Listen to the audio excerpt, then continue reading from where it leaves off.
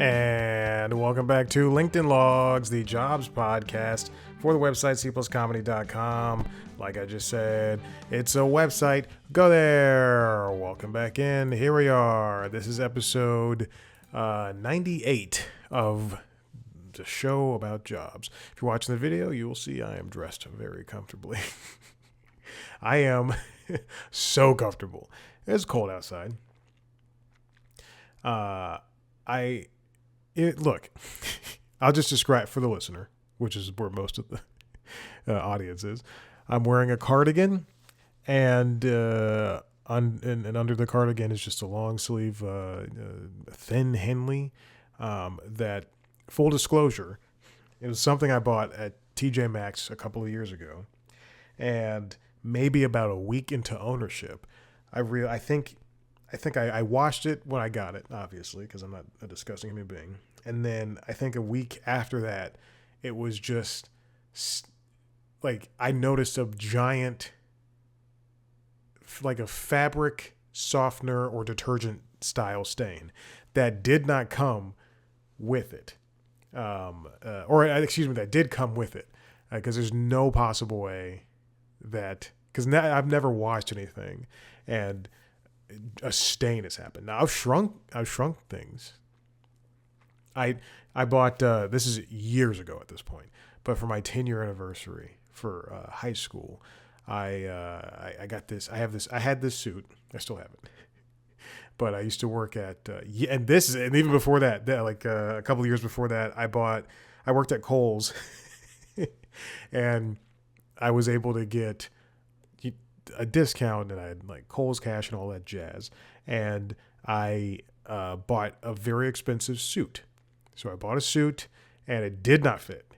And then several years later, I had the 10-year reunion for school. A couple years later, not several. And then I had a 10-year reunion for high school. And then I was working, and I had a job. I think that was when I was at NBC. I don't remember, or Weather Channel probably. And I was able to get that suit tailored to fit me. And then I said, I'm gonna be one of those cool people who wear a short sleeve shirt under the suit, and it's gonna be, or not under the suit, but under the suit jacket. I'm gonna look cool and everything. Now, and in the end, I did look cool, but I went to Banana Republic and I bought a nice short sleeve T-shirt. It was $50, and I washed it. It was the size I got it, and I washed it, and it shrank because I'm an idiot. I still have that shirt. I rarely wear it, but when I do, I look good. But now it is a shirt where I can't lift my arms above my head because it will show my midriff. Oh my gosh. Here we are. It is almost the end of the workday. The sun is about to set at some point. I won't tell you when. That's pretty much it. I have nothing new to talk about. The job's going well. We're off for MLK Day, which I think racists should work on MLK Day. I don't think they should be able to get off. I think every racist should work on MLK Day. I just sat with my supervisor for there's a cat hair on my tongue. I tried to pull it off once and I missed it, and I pulled it off again. Here we go. If I sat with my supervisor for roughly like an hour, and we were just working, sometimes chiming in, sometimes talking. Then she made me a little cheat sheet, which was very nice, because I keep making mistakes. But that's what I told them. I told them when I was hired, or during the interview process, I said, "Hey, I'm willing to make mistakes. Like, I'm going to ask a lot of questions." They're like, "Yeah, great. We love that. We love questions and stuff." Cut to week 2 of me doing work. All right, it's time for. No, she didn't make it under rest. She was like, I just asked a question. She's like, "Oh, I'll just make a cheat sheet." So there you go. And that was going to be something that I wanted to do, is like sit down and say, "Oh, hey, let's go back over this one more time," which is good. I don't care about looking inept. at work. I'm when it comes to this, I'm going to ask as many questions as possible. I've said it before and I'll say it again. When we're in meetings, I will chime in and say something. At Cartoon Network, I always chimed in just to prove I was a participant. People would sit silently in meetings, and I'd be like, "Well, this is the blah," and then they'd be like, "That's wrong." And I'd be like, "It's fine. Shit, I talked, I spoke." They didn't say that was wrong. It's. I also did that in college. I think that is. Look, I'm telling you, if you're a young person and you're in college and you're concerned about making the grade, first of all, C's get degrees. Secondly, go talk to your professors. If you're in high school, if you have a kid in high school, if you have a kid in middle school, if you have a kid in elementary school, tell them go talk to the teachers, ask for help. The teachers see that, the professors see that. If you go there once a week, twice a week, they see this. Oh, look at this. Oh my gosh. Well, he's asking for help. Come grade time, that D is going to turn into a C. That C is going to turn into a B. B might turn into an A. You never know. Just saying. So here we are, almost 7 minutes in to this show. I'm sitting comfortably in my cardigan. Unfortunately, and I'll get to the story in a second. I'll get to the whatever BS news I have lined up. Now, unfortunately, I have like 5 cardigans. That's not the unfortunate part. The unfortunate part is that I discovered 2 of them have unraveled unceremoniously, and it pisses me off. There's like one of the arms is just on one of them has a giant hole in it. It's not a moth arm. It's a poorly constructed cardigan. I have one great cardigan. I believe it's from The Gap, not Old Navy. It's from The Gap. And it fits so well and it's so warm. This one I believe is from Target. The other ones are probably from Target, probably. And then there's one more from, I don't know, but it's a higher end one. But it's thin, which pisses me off. And it's giant. What else?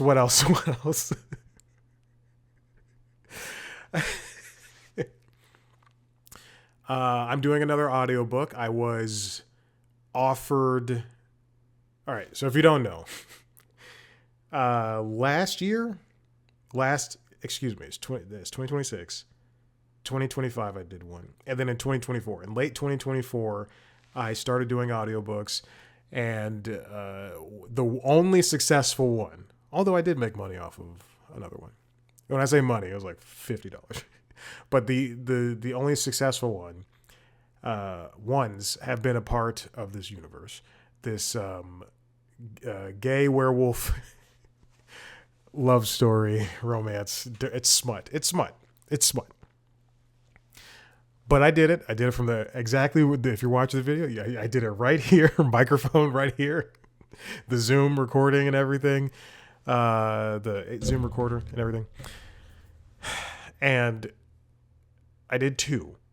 I got an email a couple weeks ago from the author, or I guess his representatives, because I believe the author is blind.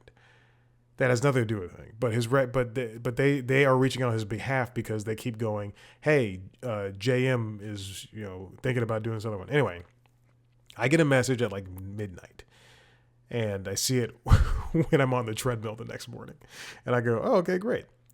And and they say, yes, we're going to do another book. Since you've already done the first 2, you want to do this next one? And I was like, all right, sure, without hesitation. And then I got the manuscript. So that was last week. And I got the manuscript. Today's Tuesday. I think I got the manuscript last night at like 3 a.m. or the night before at 3 a.m. So Sunday going into Monday. And I don't have to answer that. I will, yes, it is still, I said it's almost sundown. It's still the work day. Calm down. I'm only taking 20 minutes out to record this show that people barely listen to. And so it's supposed to be so how the audio thing works is through Audible, Audible's platform. But what I do is what everybody does.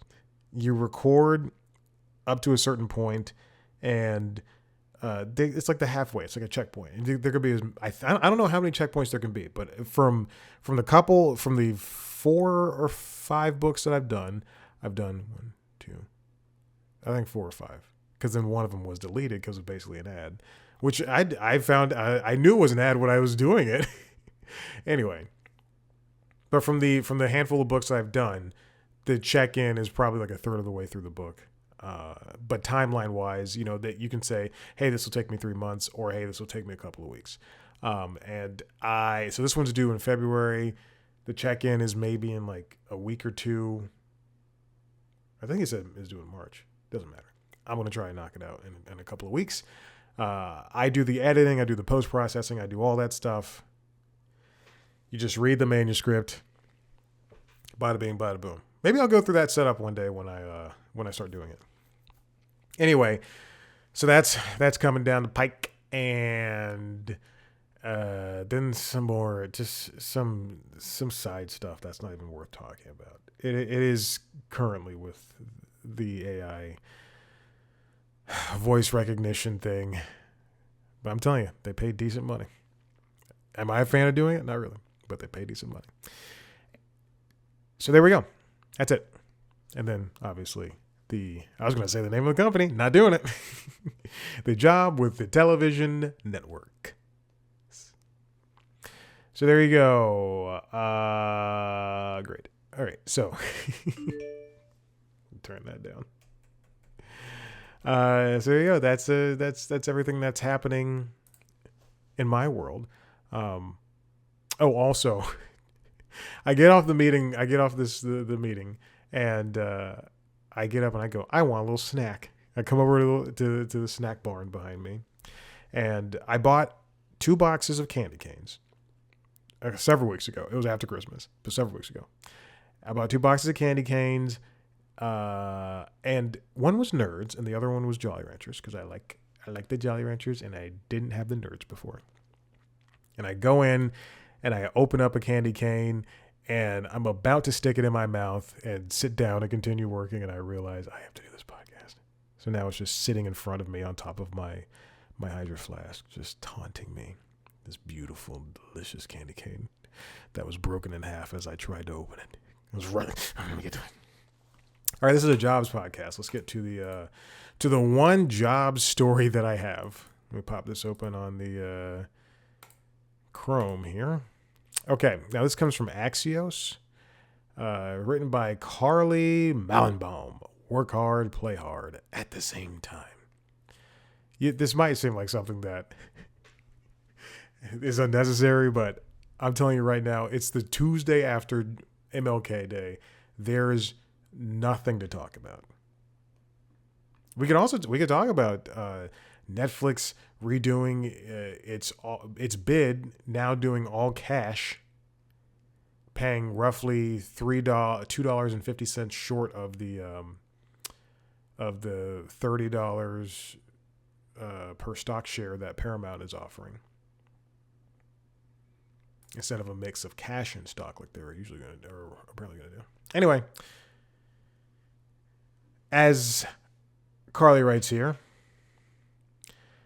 she's referring to the book The Playful Way, written by Piera Giraldi, who is the co-founder of Refinery 29. It's pretty cool. I like Refinery 29. But she mentions that Giraldi writes about how we all have different quote-unquote play modes, and it might help a worker if they know what modes that they are when they work. So the first one is the Queeriest Quester. You're gay, but you're really good at it. I don't know. The Curious Quester. Strength. Asks great questions. One way to play at work. Turn projects into experiments and treat setbacks as data rather than failure. That makes sense. 2. The Mundane Alchemist. Strength. Makes boring work engaging. One way to play at work. Gives meetings a clever name and gamify tedious tasks. 3. The Visionary Dreamer. Strength has a big picture imagination. One way to play at work. Ask, what would you need to be true for this to happen? And lead bold brainstorms. These are also positive. 4, the joyful jester, strength, humor, and social connection. One way to play at work. Find moments of levity through a well-timed joke or gif to help the room exhale. 5, expressive creator, strength, storytelling, and visual thinking. One way to play at work. Ask, how might we sketch this idea and use mood boards and metaphors to explain strategy? A lot of these are more or less the same. The Wonder Wanderer, strength, pattern recognition. One way to play at work. Notice what others miss and help teams see the big picture. The bottom line, your playful strengths aren't distractions from serious work. They make you better at it, Giraldi says. I wonder if they're paid per click here at Axios.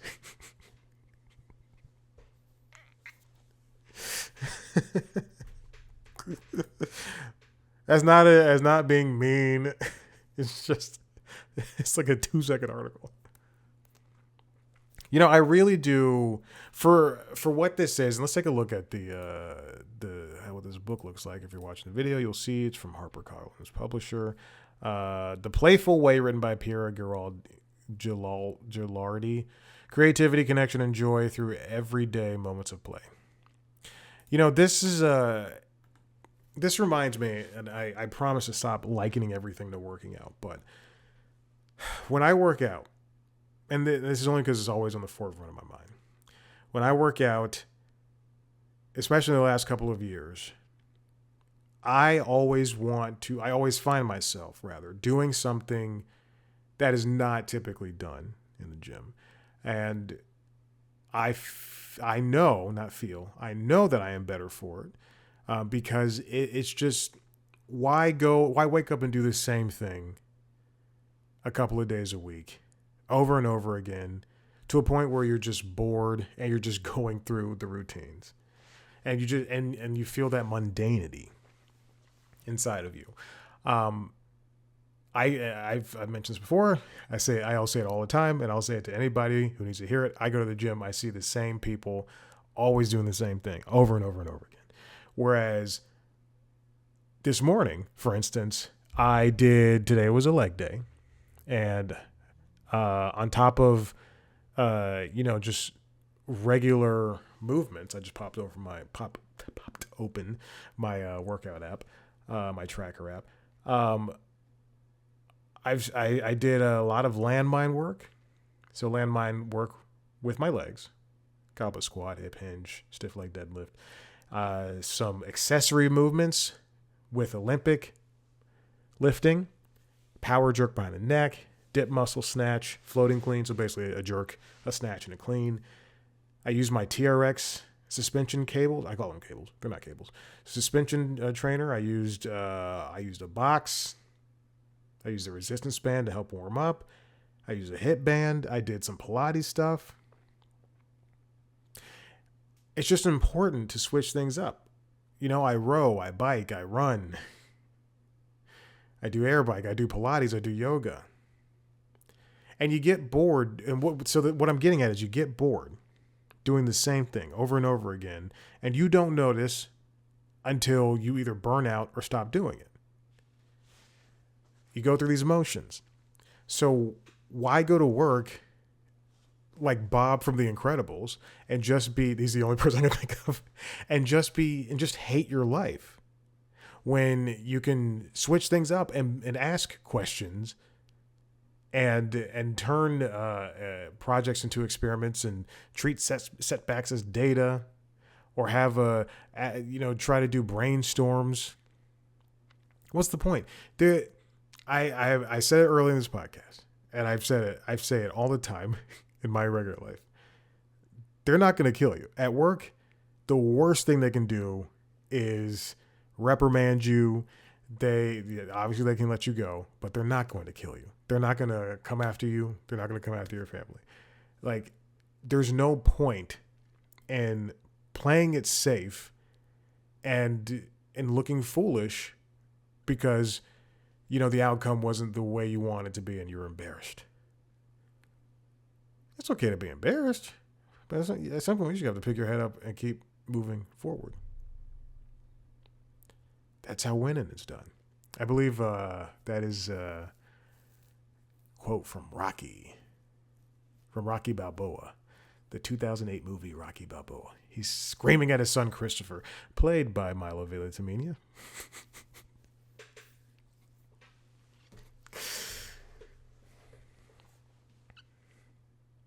But I do appreciate what Gilardi is getting at here with the playful way.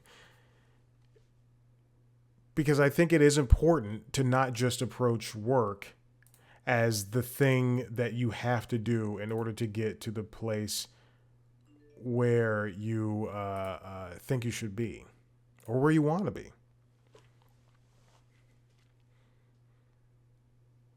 And I think it also it takes work. Work takes work. And I think if you just put yourself into it, any job, then you can have a nice fun time. Now, here's the thing.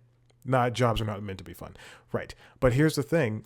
After that, if you're giving it your best and there's just no path forward, there's no upward mobility, or you feel that you've reached the peak of that job or that goal or whatever, what have you, the goal of the job, or you're just not clicking with it, then at that point, look for something else, do something else. But I don't know. I just want to have if I'm not smiling or having fun or finding joy in a job or in a workout or reading a book or taking Maverick out for a walk, if he's not having a good time and I'm dragging him, then baby, I'm turning back around. We're going home. Apply that to everything else. All right, I'm done. Listen, if you like what you heard here, head to the website, cpluscomedy.com, where you can see me talk to famous people. We have, what is January 20th? We've got some coming out in the next couple of weeks, so pay attention to that. You can find those on the RSS feed for The Constitutionals, which is the entertainment business news show. And we also have another podcast called Late Night Lately, the Late Night Show. Watch video versions of those podcasts on youtube.com of all podcasts on youtube.com/cpluscomedy, along with video versions of the interviews. Go to cpluscomedy.com for everything. Follow us on social media at cpluscomedy on Blue Sky, TikTok, Instagram, and YouTube. Me on those platforms at Chad Black White. Thanks so much. We'll see you next time. Bye.